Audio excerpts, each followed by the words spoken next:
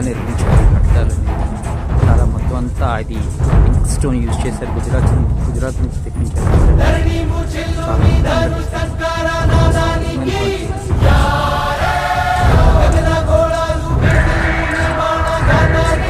మంచు కూడా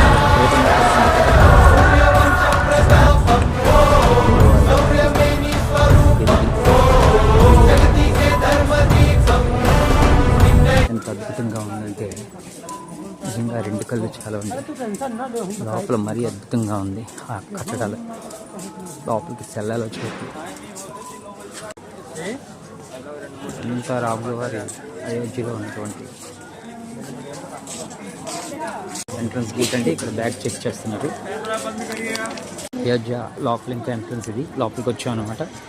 ఇక్కడ నుంచి మనకి ఇంకా పూర్తిగా వర్క్ ఇంకా కడుతున్నారండి. కానీ ఇదంతా లోపల పెడితే అక్కడ చూపిస్తుంది చెప్పుల స్టాండ్. ఆ చెప్పుల స్టాండ్లో మన చెప్పులు సెల్ ఇచ్చేసి అక్కడ నుంచి మనం దర్శనానికి వెళ్ళవచ్చు అనమాట. ఇది లైన్. ఆ లైన్ గుండా మనం దర్శనానికి వెళ్ళవచ్చండి. అయోధ్య ఇది ఇంకా పూర్తి కాలేదండి. యాక్చువల్గా ఇక్కడ నుంచి మనం లోపల దర్శనానికి ఇక్కడ నుంచి ఎంటర్ అయ్యి లోపలికి ఎలా దర్శనానికి వెళ్ళొచ్చండి.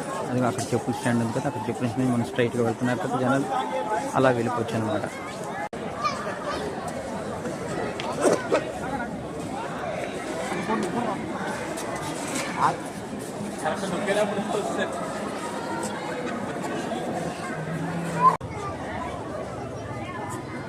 అంటే ఎక్కడ పడితే అక్కడ పెట్టుంటారే.